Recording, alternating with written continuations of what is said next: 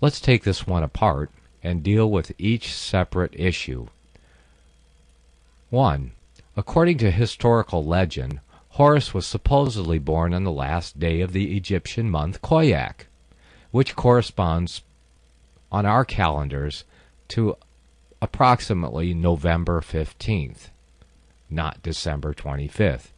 Beside the point, the true Hebrew Messiah was born in the spring, and no exact date is given for his birth, nor is there any biblical celebration authorized. The December 25th date for the Christ Mass Holy Day originated with the Roman Catholic Church's embrace of Babylonian pagan religion. Secondly, Horus's mother was not a virgin. She was married to Osiris, and there's no reason to suppose that she was abstinent after marriage, if even before. Horus was, per the story, miraculously conceived. Seth had killed and dismembered Osiris. Then Isis put her husband's dead body back together and had intercourse with it. In some versions, she used a handmade phallus, since she wasn't able to find that part of her husband. So while it was a miraculous conception, it was not a virgin birth. Also, she was just Isis, not Isis Mary. The modern Christ mythers can't provide any historical for the claims of Isis being a virgin, or for Mary being part of her name. Only Christ mythers make the claim that Mary was part of her name. Very clever on their part. Let's just make stuff up, and people will believe it. Third, Horus was born in a swamp, not a cave or manger. Horus's birth was not announced by a star in the east.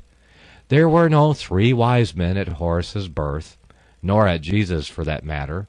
The Bible never gives the number of wise men, and they showed up at Jesus' home, not the manger, and probably when Jesus was between a year and 2 years old. Travel was very slow in those days. Fourthly, there is no legend stating that any star announced Horus's birth, as the critics are claiming, or that the 3 wise men, the 3 stars in Orion's belt, attended at Horus's birth in any way. Also, Horus never taught in any temple at age 12, or any time that we can find. He was never baptized. There is no Anup the baptizer in the story. And Horus had 4 disciples, called Hero-Shemsu. There's another reference to 16 followers, and a group of followers called Mesnui, blacksmiths, who joined Horus in battle. But they are never numbered. However, no reference can be found to 12 followers, or any of them being named Anup or An. They say Horus walked on water. No, he did not. It takes very little in the way of research to overthrow all of these lies. 200 years from now, you will find all of these claims in 200-year-old documents. But you cannot find them in 200-year-old documents today. These are all the invention of those who are deceived and wish to deceive you. The fact of the matter is, there are numerous saviors from different periods from all over the world which subscribe to these general characteristics. The question remains, why these attributes?